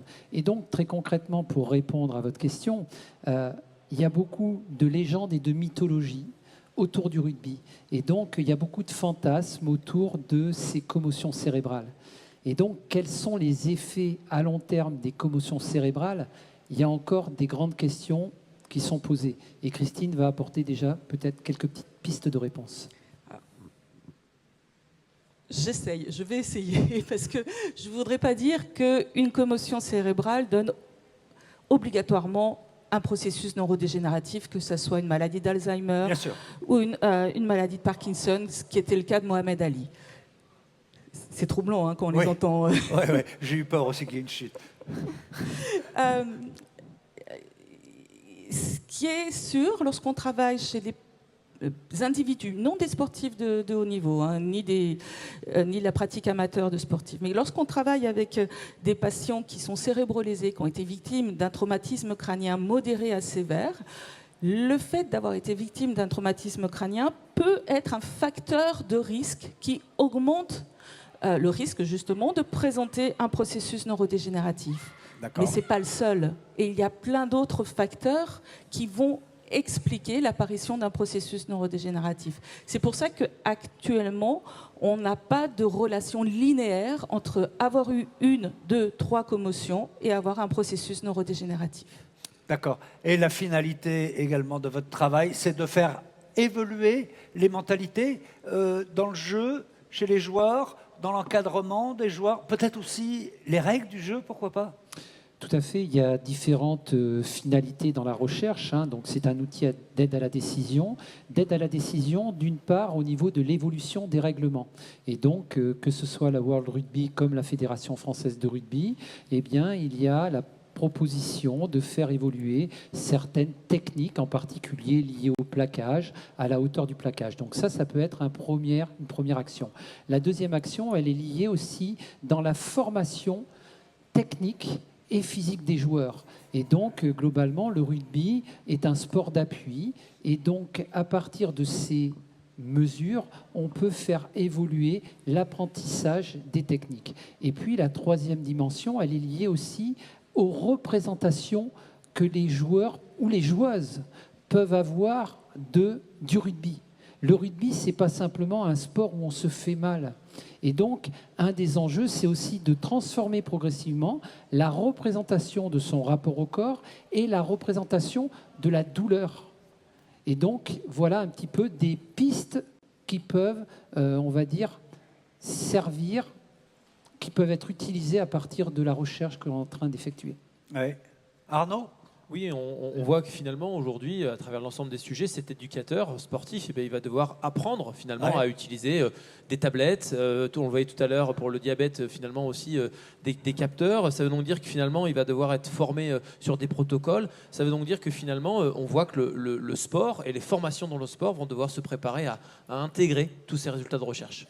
Oui, absolument. Christine, Joris, merci beaucoup merci de nous avoir présenté vos recherches. Une dernière question. Est-ce que ça vous aiderait d'avoir, par exemple, un t-shirt en textile connecté pour collecter des infos ?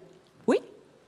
Et donc, justement, et l'enjeu, et on va juste conclure sur une anecdote, c'est-à-dire que quand on a commencé, il y a maintenant 5-6 ans de notre côté, les recherches sur les commotions cérébrales, on était plutôt centré sur les chocs à la tête.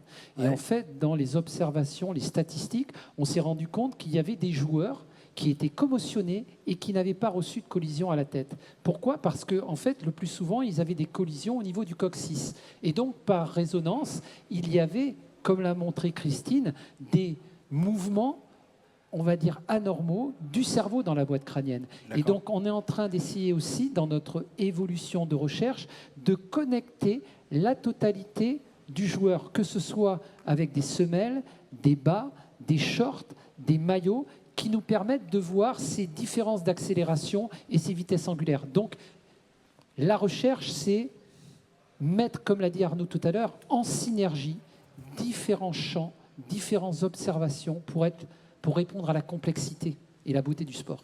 Eh bien, c'est parfait. Vous nous apportez le prochain sujet sur un plateau, si j'ose dire, puisque pour découvrir justement les t-shirts connectés, il suffit d'aller frapper à la porte de Gemtex, c'est le laboratoire génie et matériaux textiles qui est situé à Roubaix. Regardez. Je m'appelle Xuan Tao, je suis enseignant-chercheur à l'ANSET. Je travaille dans l'atelier confection dans notre laboratoire Gemtex.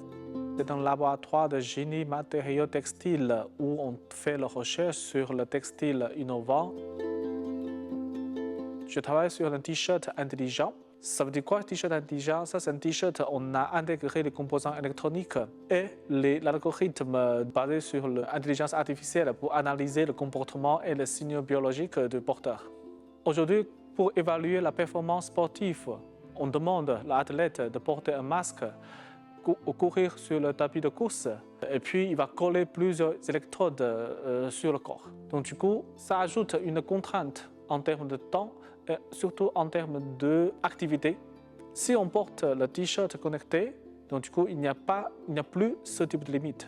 L'athlète peut porter le t-shirt n'importe où, n'importe quand, et il peut avoir les données en temps réel pour l'athlète et pour l'entraîneur. Dans cette tablette, on a 3 graphiques. Le premier graphique représente les signaux ECG. Vous voyez quelques pics ici, ça représente l'abattement cardiaque. Le deuxième graphique et le troisième graphique, ce sont les graphiques pour détecter la posture de porteur. Vous voyez que si je marque saute une fois, ça bouge un petit peu, ça reflète le mouvement du corps. Tous les signaux sont envoyés par ce microcontrôleur par le Bluetooth. Et ensuite, par exemple, le signal ECG, il vient de capteur là, et ce capteur est lié avec 3 électrodes textiles. On a développé notre propre fil conducteur. Ça nous permet de créer le circuit textile. Et ce circuit textile va connecter tous les composants électroniques ensemble. L'intérêt de ce fil qu'on a développé dans notre labo, ce sont des fils qui sont compatibles avec tous les outils de confection. Il peut être utilisé dans une brodeuse industrielle, dans une machine à coudre, dans une surjeteuse, etc. Donc pour l'entreprise, il n'a pas besoin de refaire un gros investissement sur l'équipement, mais il peut directement utiliser tous ces outils pour fabriquer le t-shirt intelligent ou le textile intelligent.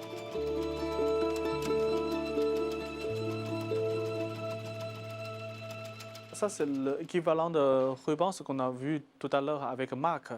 Donc, du coup, on utilise le même principe de fonctionnement, même technique. On peut intégrer ce système dans un t-shirt comme ça. Donc, finalement, ça nous donne un produit final qui est vraiment un t-shirt et ça pourrait être utilisé par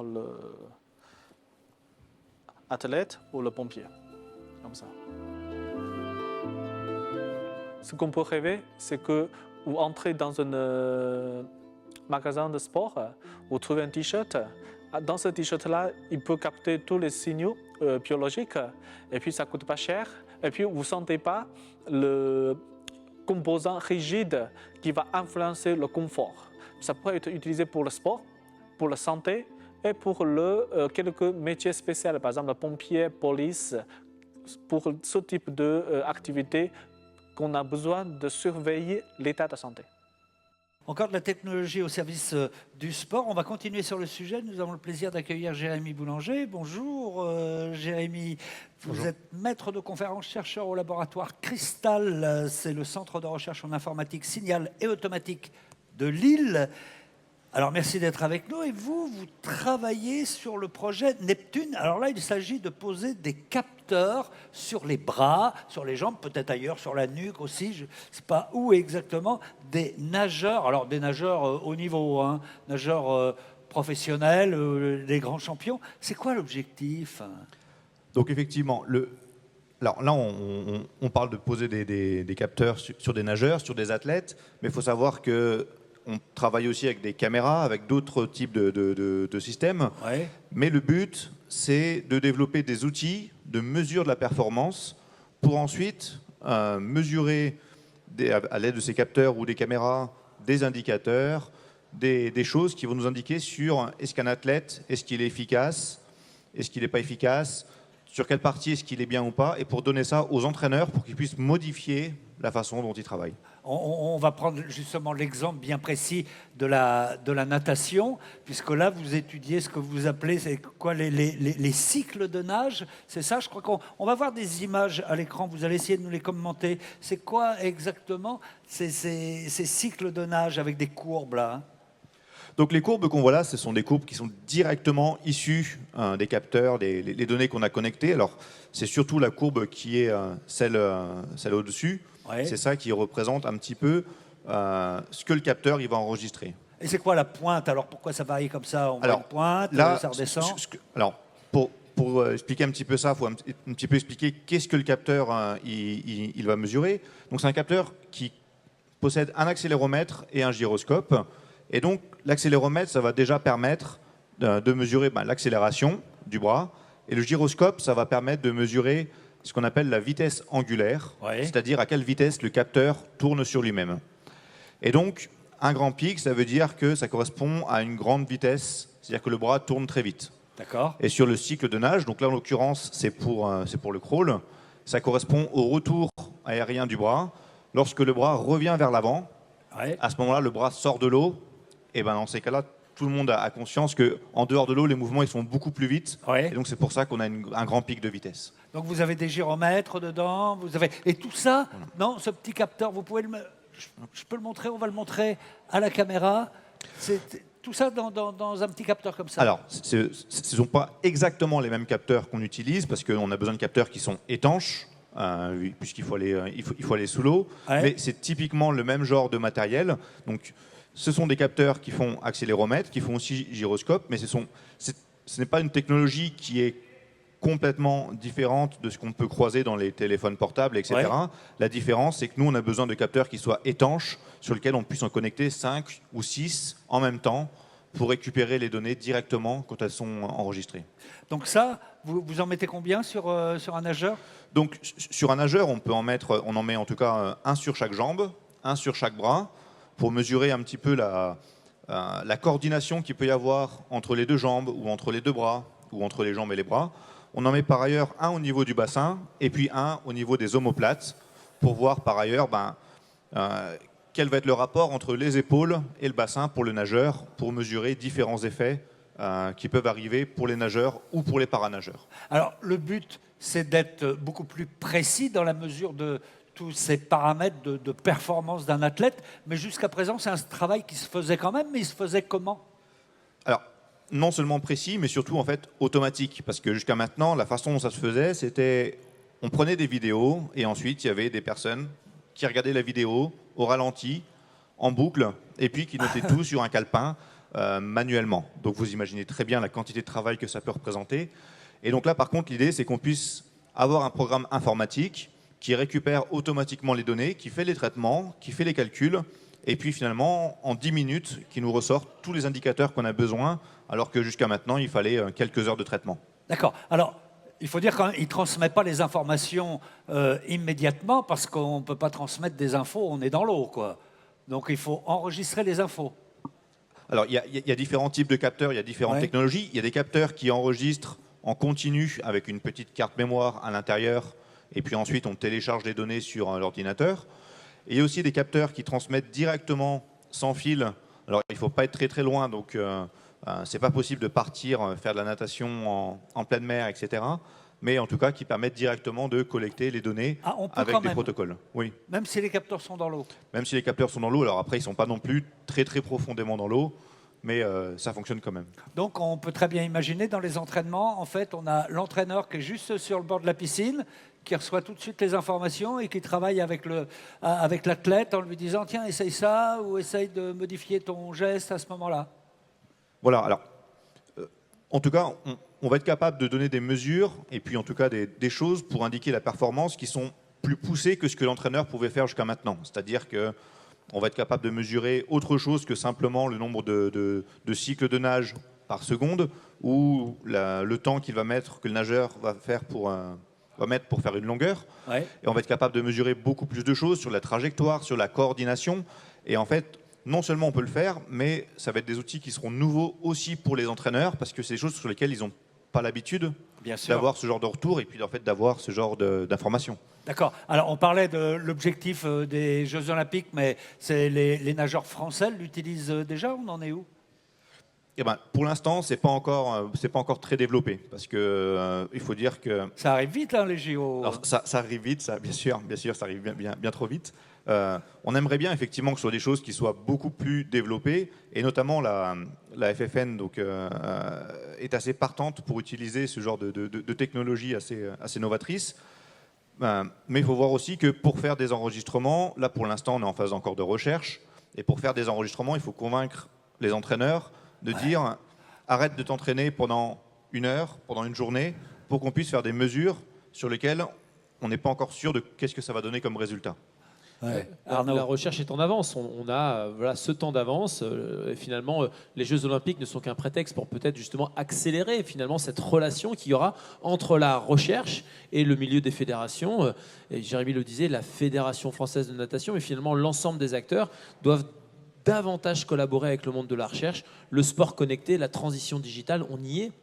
Donc le transfert technologique et de la recherche va arriver dans le monde du sport. Il ne suffit pas effectivement de poser des capteurs sur des athlètes, il faut aussi apprendre à leurs entraîneurs et tout, à les utiliser, à analyser. C'est quoi votre travail précisément à vous, Jérémy? Parce que il y a l'université de Lille, mais il y a plusieurs universités, je crois. Alors effectivement, c'est un gros projet avec plusieurs universités et écoles. Et notamment, moi, mon travail, c'est de développer le programme informatique qui prend ces enregistrements et puis qui va ressortir finalement les valeurs qui vont nous intéresser, des valeurs pour indiquer la performance. D'accord. Ouais, c'est un projet qui finalement est aussi très, très ancré dans le territoire. Il faut savoir que finalement le projet s'appelle Neptune, mais en fait ça fait aussi référence aux enfants de Neptune et avec cette personne qui a appris finalement le débuté de l'apprentissage de la natation à Tourcoing, qui finalement s'appelle Paul Bulck. Donc finalement c'est aussi très symbolique. On fait de la recherche, là aussi il y a une histoire, là aussi où il y a un territoire qui est propice véritablement à cette connexion entre par exemple là ici la natation et le monde de la recherche. Oui. Et puis alors tout ce travail que vous faites actuellement sur la natation, je suppose que derrière il va y avoir des applications dans d'autres domaines sportifs. Alors là, pour l'instant, on travaille effectivement sur la natation, et puis après, on aimerait bien déjà tester qu'est-ce qui se passe de façon classique sur des nageurs, mais on aimerait bien aussi voir qu'est-ce qui se passe pour les paranageurs, déjà, parce que là-dessus, il n'y a pas forcément beaucoup de recherche qui est faite, et on aimerait bien voir qu'est-ce qui différencie, qu'est-ce qui fait que finalement, on pourrait gagner encore en performance. Alors après, on pourrait effectivement tester ça sur d'autres types de nage, d'autres sports, effectivement. Pour le moment, c'est sur le crawl. Pour le moment, c'est sur le crawl parce que c'est là que c'est le plus spectaculaire. Donc c'est là que c'est le plus intéressant de gagner quelques millisecondes parce que c'est là que tout peut se jouer finalement. Et vous avez raison, on peut conclure là-dessus. En plus, tout ce travail de la science qui est fait et tout, c'est pour gagner quelques millisecondes. C'est ça? Oui, mais c'est le principe du record. Voilà. C'est la quête du record. Tout à l'heure, on parlait plutôt de sport pour tous, et là, on parle de l'excellence. Oui, absolument. En tout cas, merci beaucoup, Jérémy, d'être venu nous présenter également vos recherches. On va conclure cette émission avec un sport un petit peu particulier, l'e-sport. e-sport. De quoi s'agit-il en 2 mots? Parce qu'on va voir le sujet là-dessus, mais dites-nous, Arnaud. Donc d'une pratique sportive, ou en tout cas e-sportive, c'est-à-dire qu'il y a aujourd'hui finalement des équipes qui sont dans des championnats et qui, au lieu de pratiquer avec une activité physique, pratiquent finalement des sports électroniques, enfin avec un jeu vidéo. Ouais. Et en tout cas, on se pose la question finalement, puisque c'est une équipe en sciences juridiques qui nous interpelle sur la définition du e-sport. Eh ben justement, Marine, que pensent les personnes qui ont répondu au sondage? Est-ce qu'elles considèrent que c'est un sport? C'est assez mitigé. On a quand même plus de 30% des participants qui considèrent que l'e-sport est soit un sport de compétition, soit une pratique régulière qui demande quand même un entraînement. Mais malgré tout, la majorité voit ça comme un loisir ou comme du simple jeu vidéo. Donc la conclusion, c'est que l'e-sport doit encore faire ses preuves s'il veut s'imposer comme une pratique sportive à part entière. Exactement. Eh ben, on va regarder le sujet parce que, comme le disait Arnaud à l'instant, c'est la question qui se pose en France, mais dans de très nombreux pays. Est-ce que c'est un sport? Est-ce qu'on peut lui donner le statut juridique ou non d'un sport? Et c'est justement la question que se posent actuellement des équipes de chercheurs en droit de l'Université de Lille. Regardez.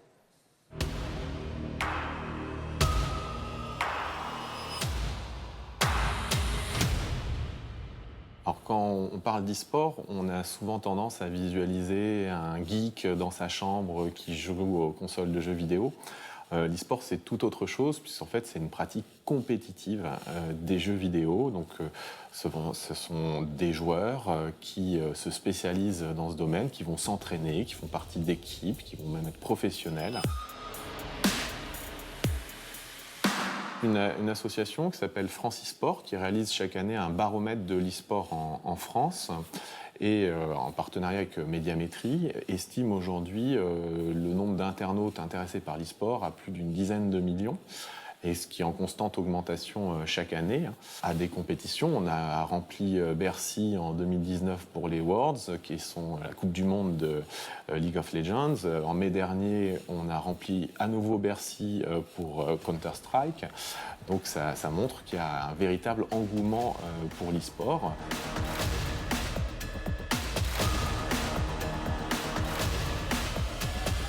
La première question qu'on peut se poser, c'est est-ce que c'est un sport? Si c'est un sport, on va appliquer toutes les règles relatives au sport, le code du sport qui prévoit des règles très dérogatoires, des CDD pour les joueurs, des statuts particuliers pour les équipes, mais il y a des questions comme par exemple le statut des entraîneurs, comme la place du e-sport dans le milieu amateur.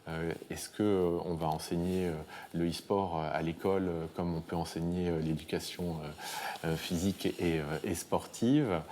Et donc, il y a encore de nombreuses questions qui méritent de trouver des réponses.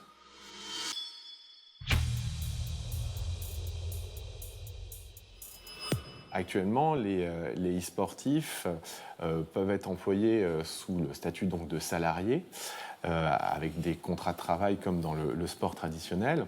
Le problème, c'est qui dit contrat de travail dit des cotisations sociales, des limites horaires. Or, les acteurs du milieu ont plutôt tendance à recourir à des contrats de prestation de services à cause de cette pratique. En fait, il y a un véritable risque juridique de requalifier les contrats de prestation de services en contrats de travail. Et c'est une menace qui pèse sur un certain nombre d'acteurs du e-sport en France.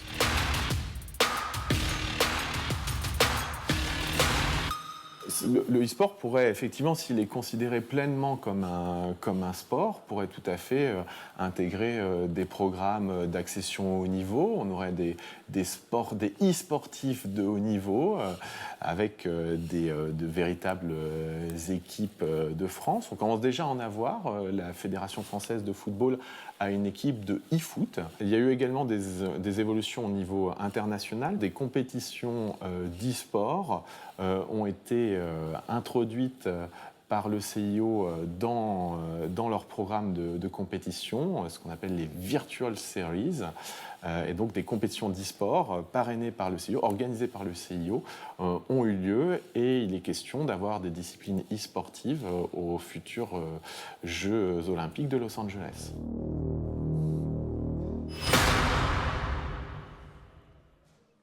Voilà, on pourrait voir l'e-sport arriver au JO. Excellent sport cérébral, certainement, sans doute aussi pas mal pour le poignet. Sport physique, sans doute un peu moins.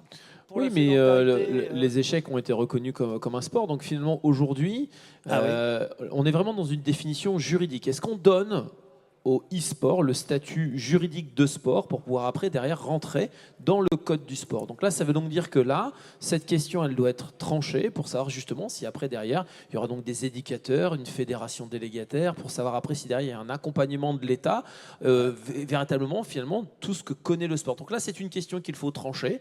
Le législateur doit trancher, nos collègues doivent continuer leur recherche, mais en effet, c'est un phénomène de masse. Là, aujourd'hui, on voit bien que c'est une pratique populaire, on voit bien qu'il y a une économie, on voit bien qu'il y a du spectacle. Il y a donc tous les codes, mais là, aujourd'hui, on est plutôt au statut de quasi-sport. Et donc là, voilà, qu'est-ce qui va faire basculer? Et il faudra donc qu'il y ait aussi une reconnaissance juridique. Je vais prendre d'autres exemples. Le MMA n'était pas officiellement un sport. MMA, on rappelle. Hein, le Mixed Martial Art, pardon, ces arts martiaux mixtes qui, aujourd'hui... elles sont aussi très développées. Et donc, en France, ça n'était pas considéré comme un sport tant qu'il n'y avait pas eu justement de reconnaissance par une fédération délégataire. Donc, il faut continuer à travailler justement sur cette question et nos collègues le font très bien. D'accord. En tout cas, on a vu dans cette émission que le sport s'inspire de très nombreux domaines de recherche, hein, jusqu'au juridique. C'est extrêmement large. Oui, en effet, le sport, comme on l'a dit pour conclure, c'est pluridisciplinaire. Et donc aujourd'hui, finalement, il s'agit de décloisonner. À l'Université de Lille, on voit que donc il y a une unité de recherche qui est déjà pluridisciplinaire en sciences, santé, sport, mais il y a aussi d'autres laboratoires, vous en avez cité beaucoup, qui montrent finalement l'étendue à l'intérieur de l'Université de Lille de cette question du sport. Et vous travaillez ensemble, bien souvent, d'un laboratoire à un autre. Alors, on le a vu, par exemple, dans le domaine des commotions cérébrales. Exactement. On le fait, mais il va falloir l'amplifier. Et en tout cas aussi, on peut citer Xperium aujourd'hui, notre centre de valorisation de cette recherche à l'intérieur de l'université, qui nous montre bien finalement que le sport, eh bien, il faut le prendre dans cette pluridisciplinarité pour qu'il puisse justement inspirer demain. Pour conclure, est-ce que la science va aider les athlètes français à remporter plus de médailles? Parce que je vous rappelle quand même qu'il y a un objectif, c'est de multiplier par 2 le nombre de médailles par rapport à ce qui s'est passé au dernier JO. Alors la recherche a toujours aidé, la performance finalement. On sait très bien qu'il y a des grands centres. D'ailleurs, l'INSEP, l'Institut national du sport, de l'expertise et de la performance, utilise la recherche. Donc finalement, la recherche a toujours été finalement au cœur du sport pour obtenir de la performance.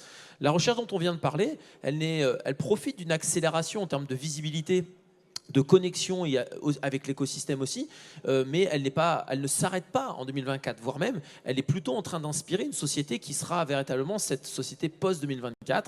N'oublions pas en plus, vu les annonces qui ont été faites hier, qu'on pourrait aussi repartir sur un cycle olympique jusqu'en 2030 en France. Ah bah absolument. Donc il y a encore un beau champ d'investigation pour les chercheurs. Merci beaucoup. Bah écoutez, merci beaucoup. En tout cas, l'Université de Lille aussi est très contente, très fière aussi de pouvoir justement participer à ce genre d'émission. Ça montre que l'université est citoyenne, l'université finalement accompagne les transitions et donc finalement c'est aussi pour nous finalement ce moyen de valorisation, eh bien, quelque chose qui nous est très apprécié et très appréciable. Eh bien, merci à tout le monde d'avoir participé à cette émission. Merci à toute l'équipe de la présidence de l'Université de Lille. Merci à vous Arnaud et aux enseignants, chercheurs de l'Université de Lille de nous avoir aidés à préparer cette émission. Merci à toute l'équipe, encore une fois, du laboratoire Géricault pour ce sondage en milieu universitaire, on va dire, qui était très intéressant à suivre. Merci également aux équipes de la 2IMA, c'est le service audiovisuel de l'Université de Lille qui participe à la réalisation de cette émission aux côtés des équipes de l'Esprit Sorcier TV. Merci également aux équipes du STAP Vélodrome où nous sommes de nous avoir offert ce magnifique décor et la logistique de l'émission. Et merci à vous également, le public, de nous avoir suivis. On se retrouve prochainement pour une nouvelle grande enquête en collaboration avec l'Université de Lille. Ciao, à bientôt. Au revoir, merci Fred.